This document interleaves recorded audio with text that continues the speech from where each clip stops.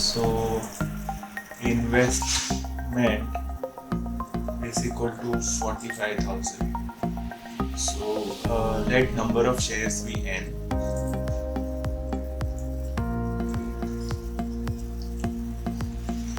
Dividend is 10%. 10%. Therefore, amount of dividend is equal to 10 upon 100 into face value, which is equal to 10. Okay, into number of shares.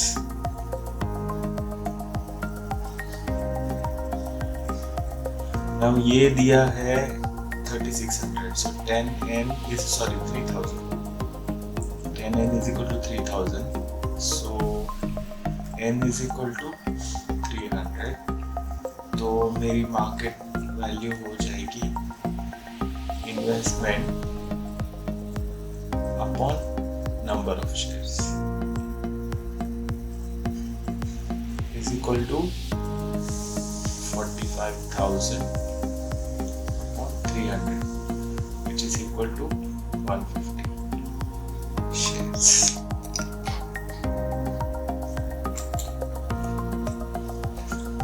Okay, ये थोड़ा सा tricky sum है. Mrs Kulkarni की investment is 131,040. Face value of the share is ₹100. फिलहाल सिर्फ लिख के रख रहा हूँ. ₹100 के शेयर्स हैं and she has bought it at a discount of 9%. So instantly मेरी मार्केट वैल्यू बन जाएगी 91. ये बहुत इम्पोर्टेंट स्टेप है.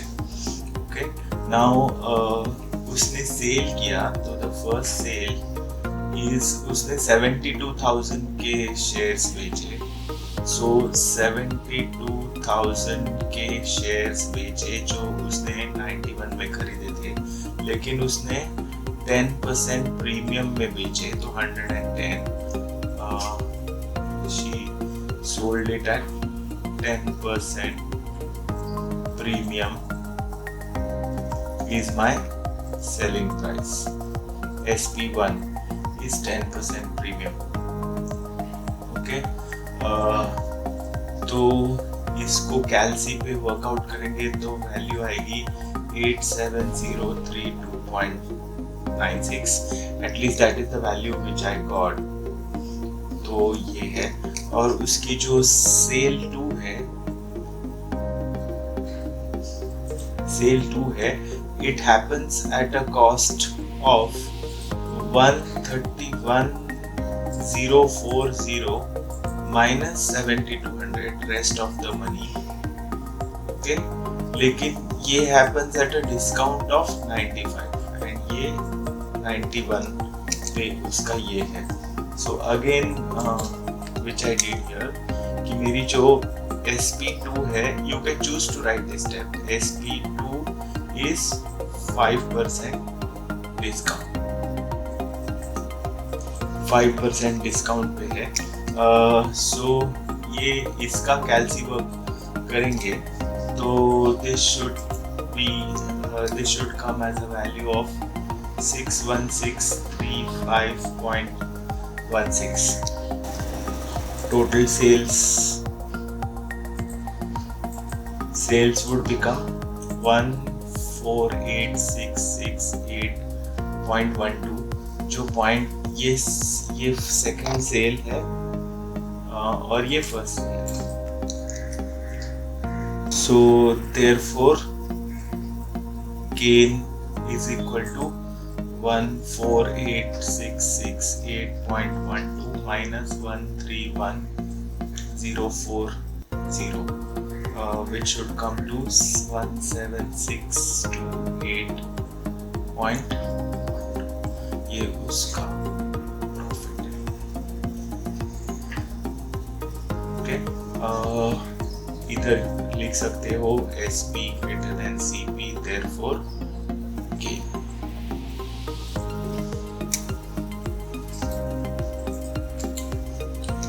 फाइन। तो पहले तो दिस इज क्वेश्चन नंबर 3। तो एज यूजुअल इसका पहले डेटा लिख लेते हैं। So the data is he has brought 15% shares of ₹100 at 20% premium, 20% premium. Okay, और हमको बहुत सारी चीजें उस पे ढूंढनी है। तो यहाँ पे एक मजेदार assumption है, let the number of shares be n।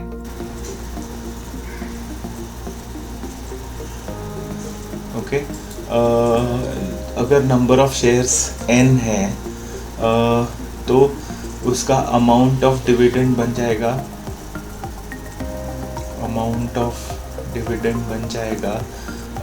Dividend बन जाएगा 15/100 into face value which is ₹100 into number of shares n। तो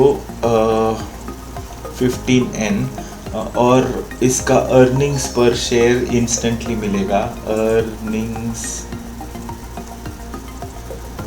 पर share would be 15n upon n, which is equal to ₹15। ओके, ₹15 मिलेंगे उसको। Now the number of shares bought to gain an income। तो fine. तो amount of dividend तो हमारे पास ऑलरेडी है 15n। तो amount of dividend is equal to 6480। Therefore 15n is equal to 6480, n would become 432 shares। Okay, and उसका सम invested है। सो सम invested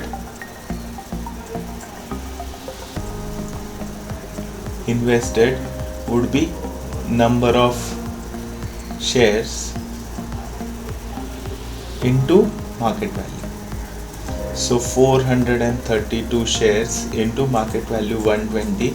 I think ये कुछ 61,840 या 51,840 51,840 रुपीज़। ये आंसर 3, ये आंसर और ये आंसर। गगन वाला सम वो बहुत मज़ेदार है। Gagan invested 80% of his savings in 10% ₹100 shares at 20% premium and rest of his savings in 20% blah blah। तो let Gagan's investment be ₹X। तो उसकी जो first part 1 of the investment है, so that would be equal to 80% of his investment, तो 0.8x जो उसने invest किए इन 10% shares of at 20% premium ₹100 shares। तो उसकी नंबर ऑफ शेयर्स हो जाएंगे इन्वेस्टमेंट अपॉन मार्केट वैल्यू। तो वो आएगा 0.8x upon 120 which would come to x upon 150। तो ये वाला पार्ट है, ये बहुत इम्पॉर्टेंट है। x अपॉन 150 वो आगे यूज़ हो जाएगा। सो यहाँ पे you can put 1, I just put this as 2 later. So income है जो let's say I1 from this investment would be 10/100, क्योंकि ये 10% शेयर्स हैं।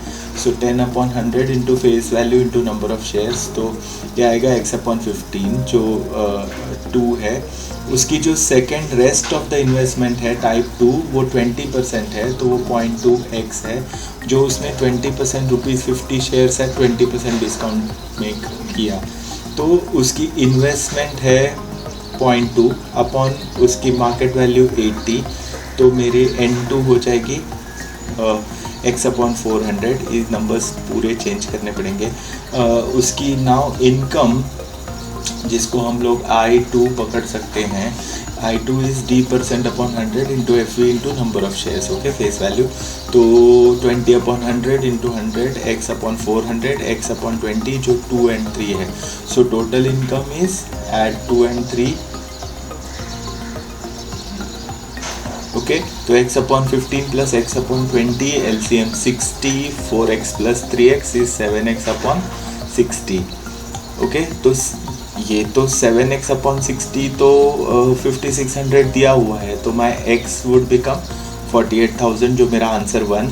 जो n1 मुझे number of shares of the first type निकालने हैं वो x अपॉन 150 फ्रॉम 1, तो 320 shares. Percent return is very easy, income upon investment into 100 which is equal to 5,600 into this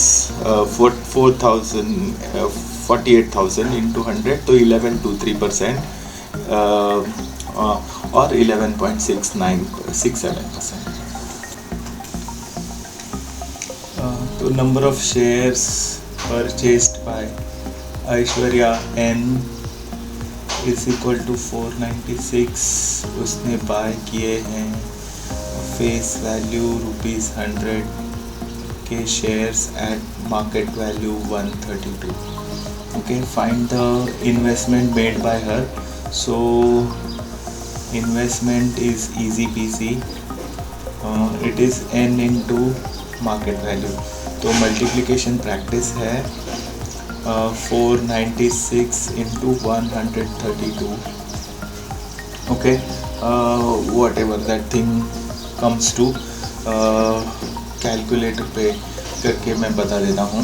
But then let's go for second thing, income of Aishwarya from this share if the rate of dividend is 7.5%. तो income भी easy peasy है, पिछले वाले horrible sum से तो ये बहुत ज़्यादा easy है. So it is number of shares n into d% upon 100 into face value. तो n है मेरा 496, d% है 7.5 upon 100 into face value is ₹100.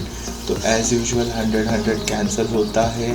ये भी कैलसी वर्क है. 496 इंटू 7.5 इज 3720 रुपीज़, ओके. और थर्ड वाला चीज़ है, how much extra must Aishwarya invest in order to increase her income to 7,200. तो increase is given as 7,200. तो उसका new income would become new income. This is the tricky part. In fact यही सबसे tricky part है. New income would become 7,200 plus उसका original income जो उसने बनाया, जो पिछले सम में हम पिछले पार्ट में किया 3720. तो उसका टोटल इनकम बन जाएगा आई थिंक 10,920. तो 10,920 ये इनकम है, वो Aishwarya will get from n number of shares at 7.5. तो therefore n into 7.5 upon 100 into 100 जो उसका डिविडेंड इनकम है, that should be now equal to 10,920. पिछली बार हमारे पास ये n था, 496 was available. Now we want to find out number of shares which will which will get that income. So my n would be 10,920 upon 7.5. This should come to 1456. Now उसके पास already 496 shares हैं. Therefore new shares to be purchased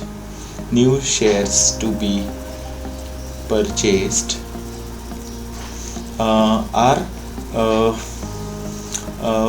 1456 minus 496. Okay, तो ये आ जाएगा 960 shares. But ये तो हमको नहीं पूछा, हमको पूछा है new investment. New investment would B number of shares into market value. तो 960 इंटू 132 मार्केट वैल्यू 132. तो rupees 1,26,720 would be his investment. एक छोटा सा पार्ट रह गया था, ये इन्वेस्टमेंट है 65,472.